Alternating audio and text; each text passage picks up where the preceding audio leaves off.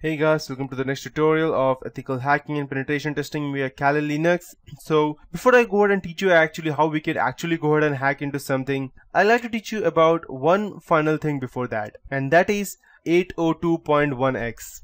Understanding what the IEEE 802.1x standard is and why you should care means understanding three different concepts which I will be teaching you today, that is PPP, EAP and 802.1x itself. So understanding what IEEE 802.1x understand, I'll go and teach you exactly what that means today. So most people are familiar with PPP, that's point-to-point protocol.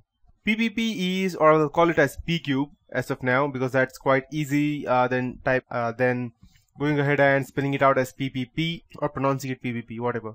So PPP is most commonly used, or PCube is most commonly used for dial-up internet access. PCube is also used by some ISP for DSL and cable modem authentication in form of PCube over Ethernet. So PCube is a part of layer 2 tunneling protocol that is a core part of Microsoft's secure remote access solution for Windows 2000 and after that. PCube evolved beyond its original use as a dial-up access method and is now used all over the internet. One piece of PCube defines an authentication mechanism. With dial-up internet access, that's the username and password you're using. PCube authentication is used to identify the user at the other end of the PCube line before giving them access. Most enterprises want to do more for security than simply employing username and passwords for access. So a new authentication protocol called the Extensible Authentication Protocol, that's EAP, it was designed. EAP sits inside the PPP's authentication protocol and provides a generalized framework for several different authentication methods. EAP is supposed to head off proprietary authentication systems and let everything from password to challenge response tokens and public key infrastructure certificates all work smoothly.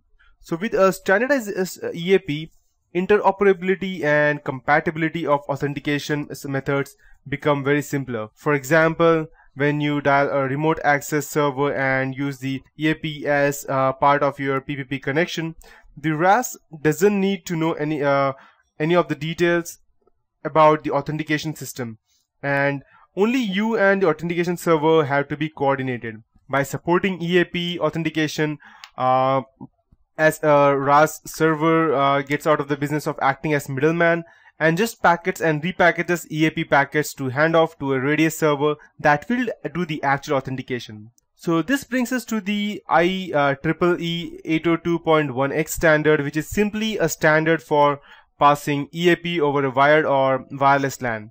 With 802.1x, your package EAP messages in Ethernet frames and it does not use PPP.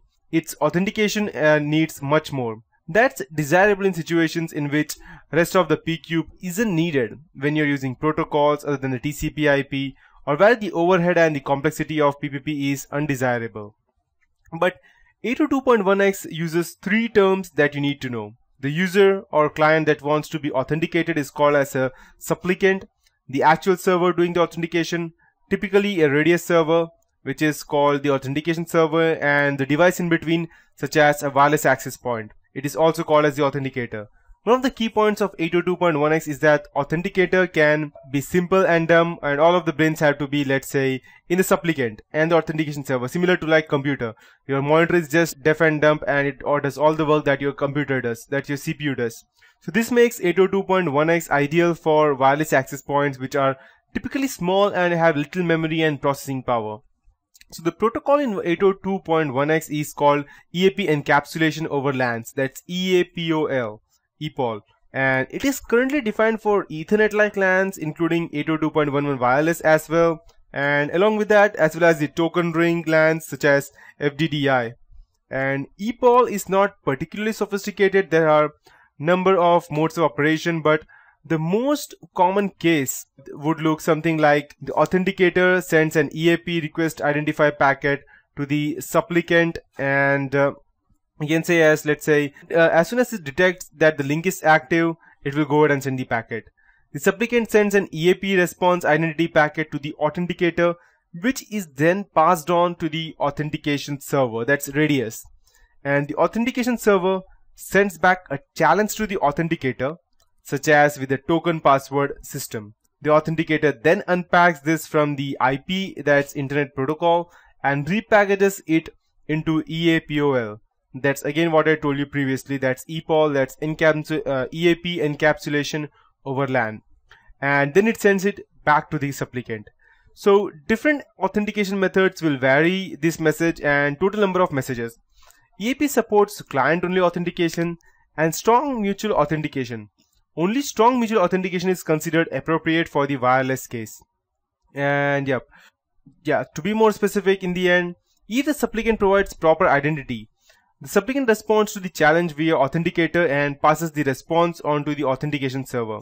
Supplicant provides proper identity, the authentication server responds with a success message, which is then passed on to the supplicant. The authenticator now allows the LAN, possibly restricted based on the attributes that came back from the authentication server. To be more specific, let's say the authenticator might switch these supplicant to a particular virtual LAN or install a set of firewall rules. So you might be wondering that how does the 802.1x help wireless security? So it's so complicated. The 13-year-old wired equivalent policy, that's WEP protocol, it has been discredited so thoroughly that its authentication and encryption capabilities are not considered sufficient for use in enterprise networks. In response to the WEP fiasco, many wireless LAN vendors have latched onto IEEE 802.1x standard to help authenticate and secure both wireless and wired LANs. The wildcard with 802.1x protocol is interoperability. So 802.1x authentication might it helps mitigate, you can say, as many of the risks involved in using WEP. For example, one of the biggest problems with WEP is the long life of keys and the fact that they are shared among users and are very well known. With 802.1x, each station could have a unique WEP key for every session. The authenticator, that's wireless access point, could also choose to change the WEP key very frequently, such as even every 10 minutes or every 1000 frames. So the 802.1x does not guarantee improved security. For example, an authenticator might never change the key it hands out to each supplement, or the network manager might select an authentication method that does not allow for distribution of WEP keys. So 802.1x does, however, give the informed network manager the potential to design and implement a more secure wireless LAN. So this is how it works in total.